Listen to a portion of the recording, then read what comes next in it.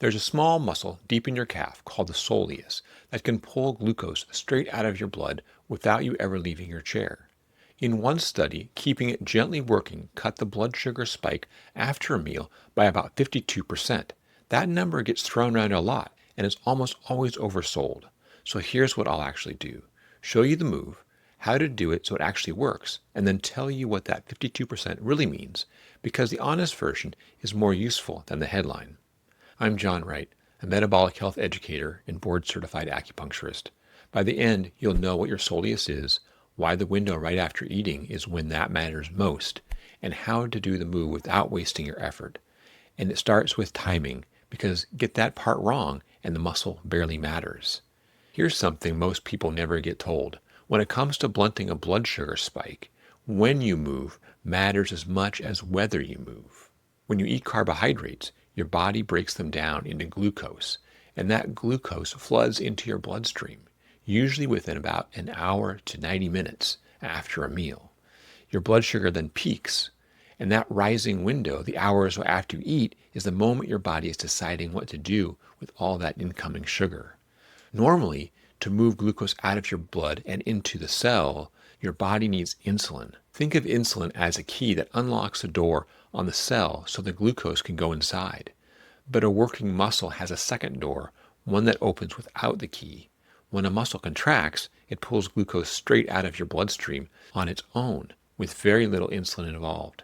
Researchers call this contraction-mediated glucose uptake, and it's well established. A 2013 review in the journal Physiology Reviews laid out how a contracting muscle moves glucose into the cell through a pathway that is completely separate from insulin. So if you get a muscle working during that post-meal window, while the glucose is still rising, you give that sugar somewhere to go before it ever becomes a big spike. You're clearing it in real time, and you're doing it without asking your pancreas to flood your system with insulin. That is the whole idea behind moving after you eat, and that's why your blood sugar after eating responds so well to something as ordinary as standing up and moving a little. So here's the one thing you can act on right now, before you even get to the calf muscle. Don't stay seated like a stone after you finish eating. The first 15 to 20 minutes after a meal are the most valuable movement window of the day. That's when the glucose is climbing toward its peak. So getting your muscles working early heads the spike off instead of chasing it once it's already up. Simply using that window puts you ahead of most people. Now, timing is one piece.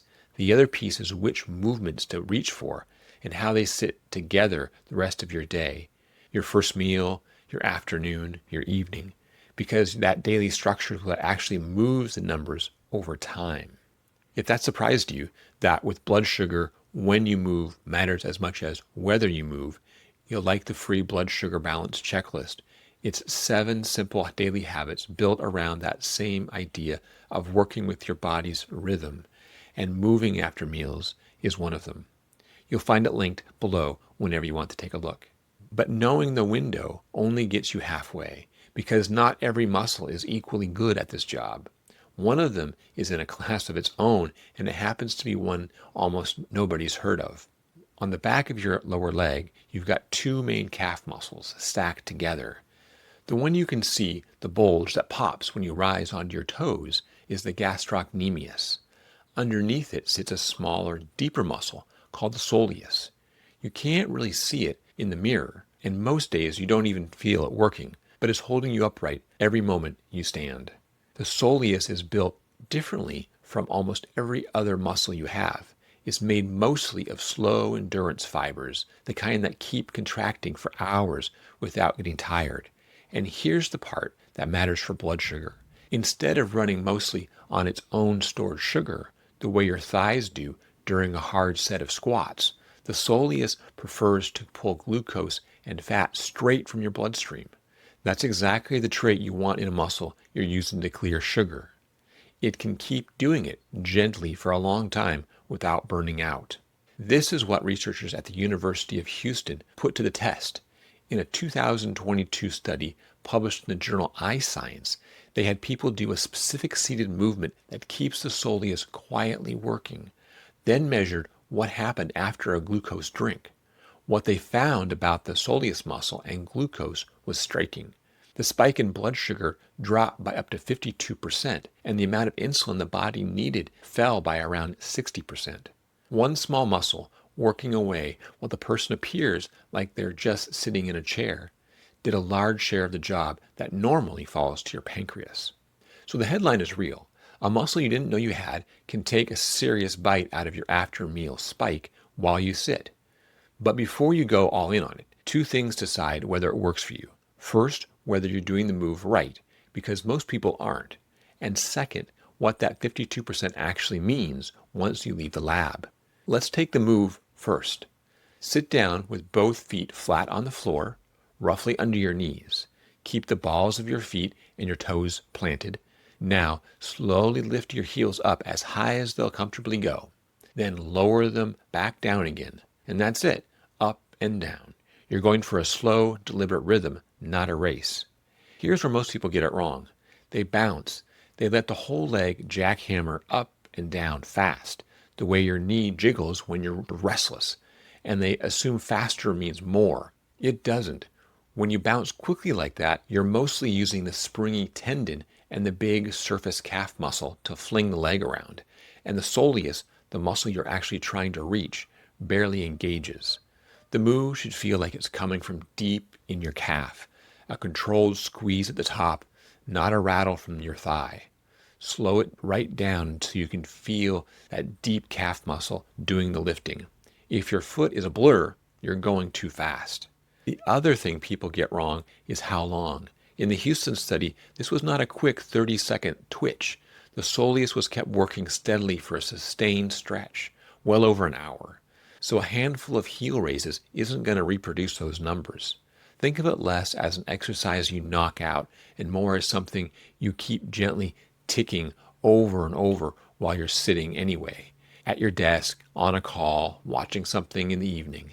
10, 15, 20 minutes of easy heel raises during that post-meal window. The nice thing is the soleus is built exactly for this, so it won't tire out on you. Done right is genuinely useful, and I'll tell you exactly who it's most useful for in a moment.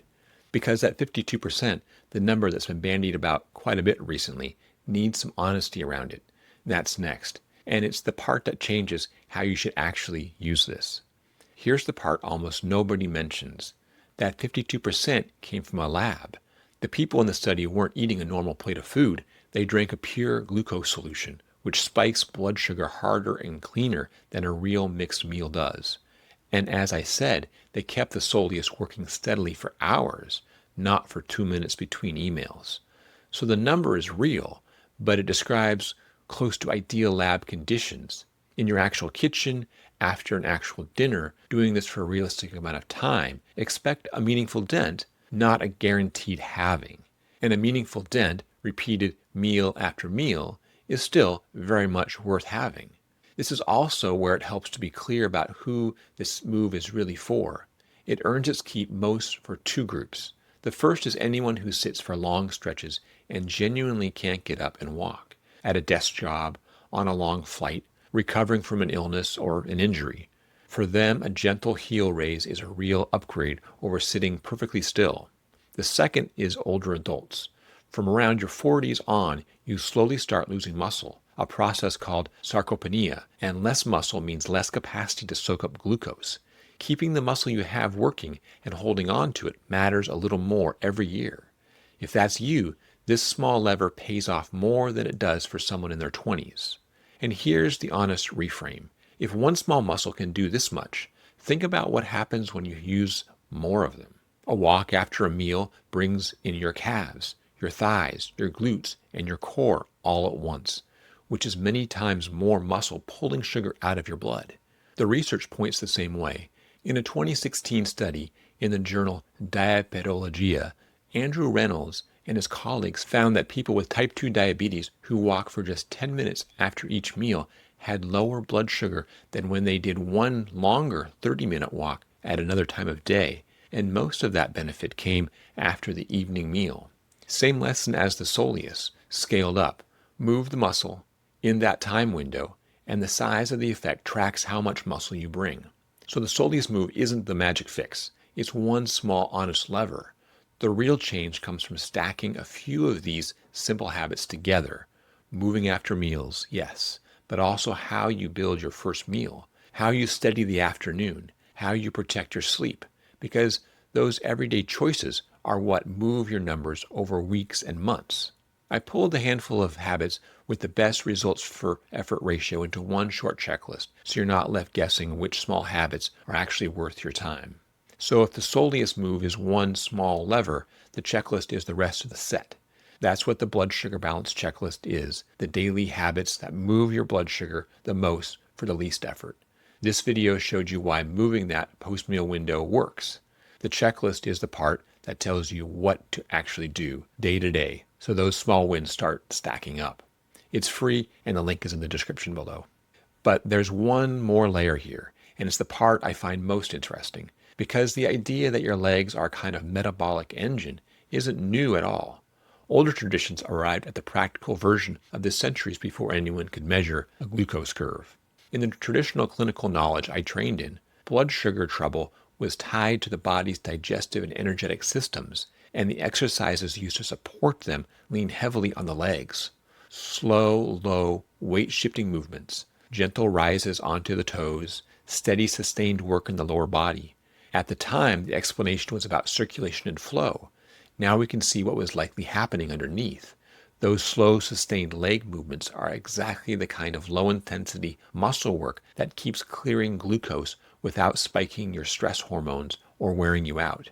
And the modern evidence has started to catch up. A 2018 review in Evidence-Based Complementary and Alternative Medicine by Dan Mang and colleagues pooled 21 trials and found that Qigong, a slow, leg-driven traditional practice, significantly lowered fasting blood sugar in people with type 2 diabetes. And that, to me, is a real lesson hiding inside the soleus study. It was never really about one clever muscle.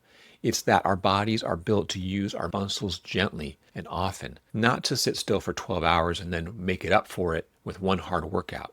The people who stay sharp and steady into their 80s and 90s are usually the ones who potter about all day, who cook and clean and garden and walk to see people.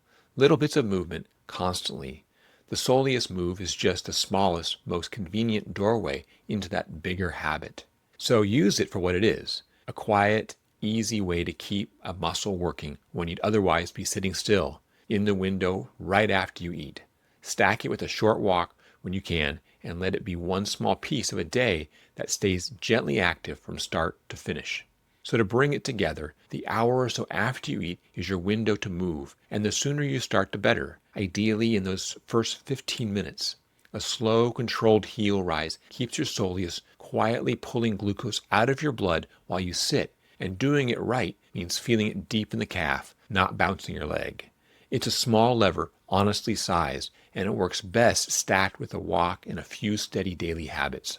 If this was helpful and you want more of the same, the why behind what works, and a straight answer on what's oversold, subscribe and stick around.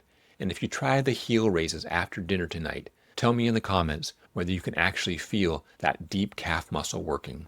Now, one thing I didn't get into today is how all these small daily wins actually add up. Moving after a meal dents one spike, but it's the pattern, repeated day after day, that I walk through in my video on how to lower your A1C faster. If you want to see how today's small habit turns into a better 90-day number, start there. Thanks for watching, and I'll see you in the next one.